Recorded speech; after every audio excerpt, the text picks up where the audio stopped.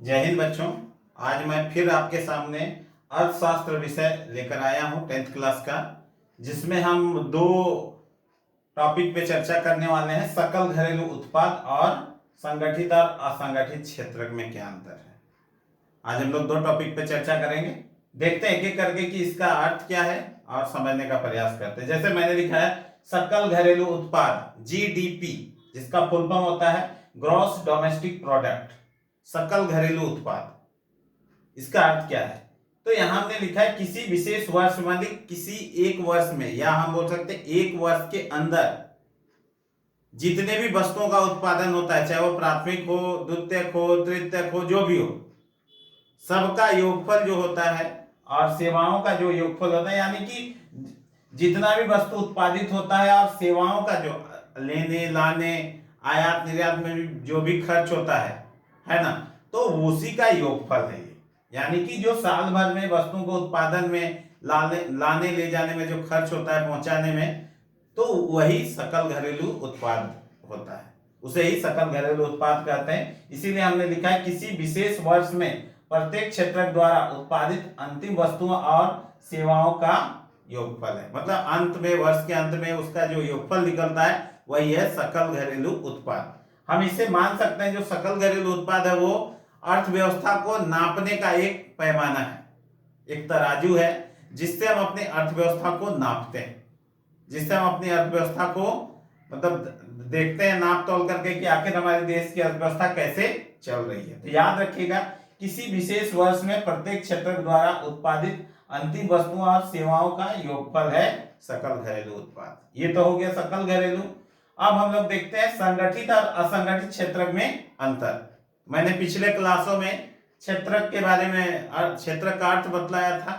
तो क्षेत्रक दो प्रकार के होते हैं, मतलब दो प्रकार के क्षेत्र होते हैं। पहला है संगठित क्षेत्रक, दूसरा है असंगठित। हम संगठित क्षेत्र को सरकारी भी कह सकते हैं और असंगठित को गैर सरकारी भी। तो एक एक करके देखते हैं संगठित क्षेत्र क्या है, असंगठित क्षेत्र क्या है, यानी कि इसमें जो लोग काम करते हैं उनको क्या क्या लाभ मिलता है और क्या क्या हानि है। तो संगठित क्षेत्र में अगर कोई व्यक्ति काम कर रहा है तो उसकी नौकरी सुरक्षित है, लेकिन असंगठित क्षेत्र में, गैर सरकारी संगठन में नौकरी सुरक्षित नहीं है, कभी भी निकाला जा सकता है उनके नियम शर्तों के अनुसार। इसमें वेतन अधिक मिलता है संगठित क्षेत्र में, इसमें वेतन कम मिलता है। मतलब उनका वेतन समय समय पर बढ़ते रहता है, इनका भी बढ़ता है लेकिन उनका अधिक बढ़ता है।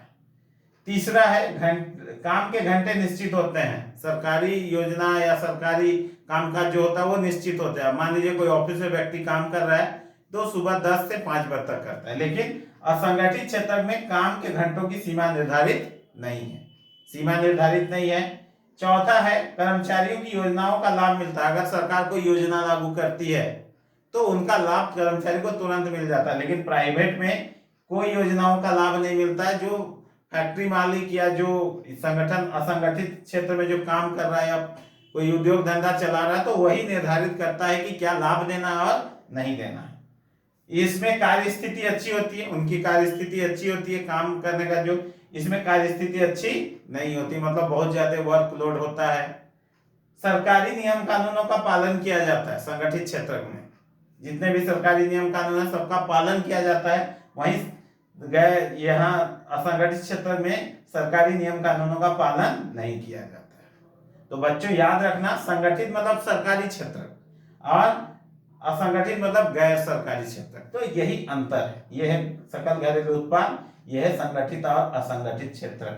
इसको ध्यान से देखिएगा, सुनिएगा, पढ़िएगा और समझने का प्रयास कीजिएगा। Thank you so much.